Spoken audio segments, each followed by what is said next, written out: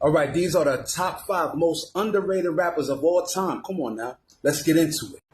Now, even though most of these artists have had tremendous success, it still makes them underrated because they haven't gotten the notoriety, the respect, and the credit and the flowers that they deserve for the skills that they have, for the knowledge that they have, for the things that they've done for hip hop, the impact. And that's why they are underrated. So how we break this down is this, and I agree that Kool G Rap is number one because, like I said, he's one of the most ferocious MCs of the 90s up until now.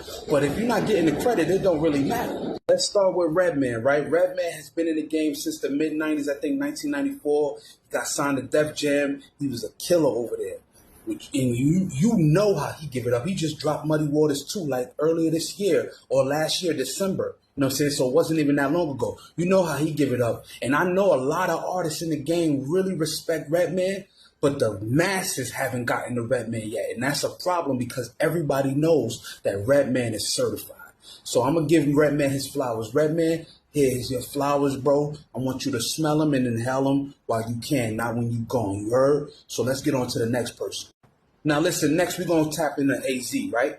AZ was rapping with Nas in The Firm.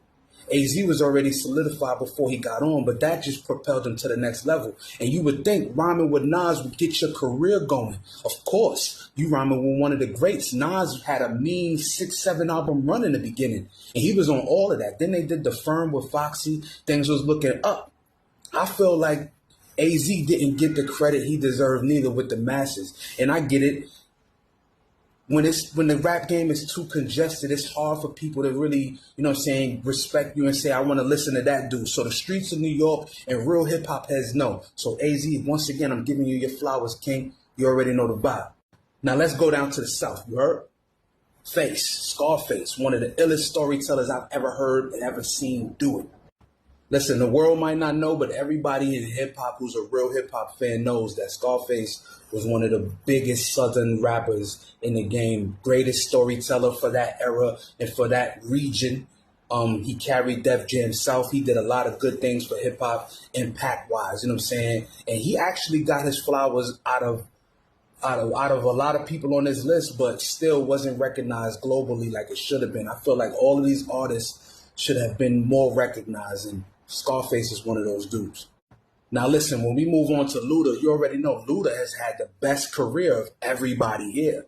And he's still underrated, and I'm going to tell you why. It's because his style of flow was different.